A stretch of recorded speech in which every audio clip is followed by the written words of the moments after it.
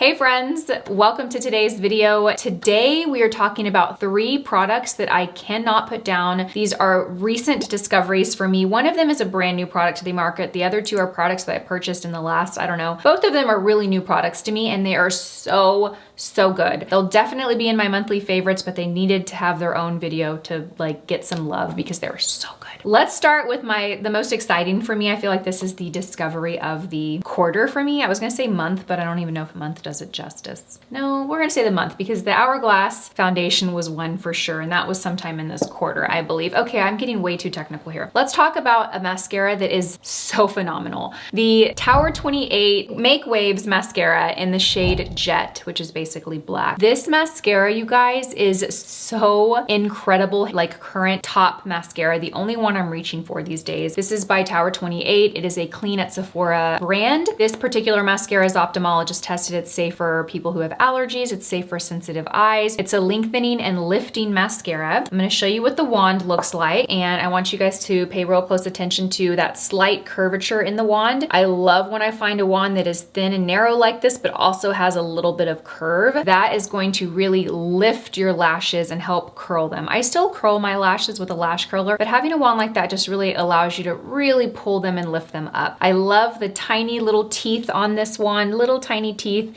which just grab the lash and separate the lash. It is a lengthening and lifting mascara, but I'm telling you, you get quite a bit of volume. Today I have it on and I have no lash primer underneath it. I only have it on with no lash primer because I wanted you guys to see how this mascara performs solo, but I still wear this with my Dior primer and it performs even better. No matter how much you build this mascara, you will not get clumps. You won't get clumps. This is a couple of layers of it, but I'm telling you, even after like 1 or 2 little swipes, the drama and the impact that you get from this mascara is like super impressive. I love this mascara. I can't give it enough praises and raises. It is so good. Highly recommend. Love it. Buy it. I will have it linked down below for you. It's so good. I want to thank Tower 28 for sending this over to me. Next is a foundation, and it's a powder foundation, but hang with me. I think there's some of you probably that are like, powder foundation. I know.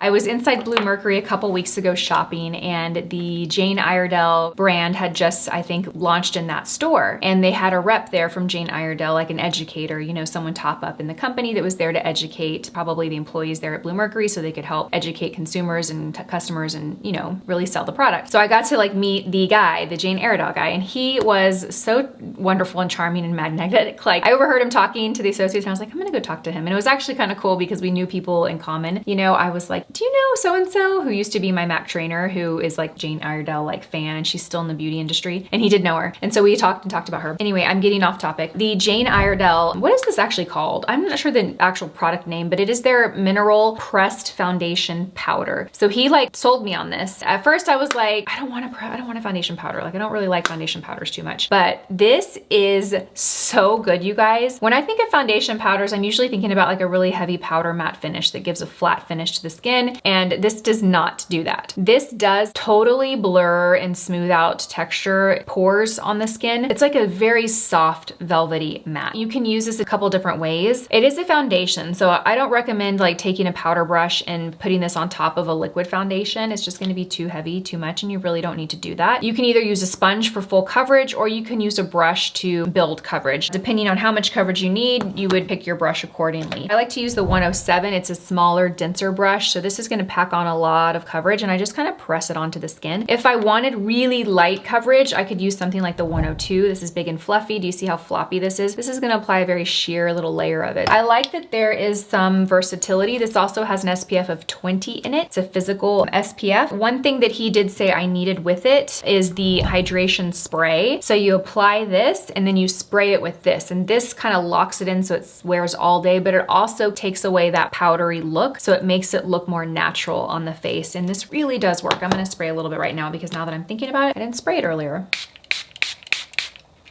Yes, so good. Jane Iredale, that is a brand that needs more love. I'm just gonna say it. They need more love and more attention in the beauty community because they are exceptional quality products that are good for your skin, high quality ingredients. I picked up a blush there too. I don't wanna talk too much about it. It's not one of the 3, but it's good. I'll just tell you the name. It is Barely Rose. Love this too, but I'm not including in the 3 because this video is exclusively like 3 just like mega loves. The last one is a cream blush stick from Anastasia Beverly Hills. This is the shade Latte. Now, I had never tried their cream blushes before, and I happened to just swing by. I don't know what struck me, but I picked up 2. I picked up this one, and then I picked up a shade. Where did it go? I think it's like called Peachy Keen or something. It's a peachy shade. I particularly love this shade, and I think it's because it's unlike anything that I own or in cream blush realm. I don't use the brush. I mean, I guess I can appreciate when makeup products have a brush to use with it, but this brush is just so dense and stiff. I need something softer to blend. So it's a blush stick. This is what the color looks like. It's a really pretty rosy shade, like a nude rose shade. Typically, I gravitate towards really peachy cream blushes. This isn't. I love it. It's so pretty. I have it on today. It's just so nice. I do have it mixed with a bronzer, so it's a little bit warmer, but the formula is great. Very pigmented, blends out beautifully. It is more of a pigmented blush though, so it's not one of those sheer, go on sheer, build it. It's almost one of those blush where it's like, be careful with how much you apply, because if you go in too heavy-handed, you're gonna be having to use a sponge to absorb the extra product. But I've really been loving this product, particularly this shade. Oh, here's the other one I got. It was right here in front of me. This is what the Peachy Keen shade looks like. I own a lot of peachy blushes, so I haven't been grabbing it as much as the shade Latte. So those are 3 products that I have just been obsessed with this month. I wanted to create a little video just to give them some individual love here quickly. What are 3 products? Why am I doing this? What are 3 products that you have been loving lately? Let me know down below. Let me know what I need to pick up, scoop up, and review and share here on YouTube. Thank you so much for watching this video. I love you guys, and I will see you in my next one. Bye.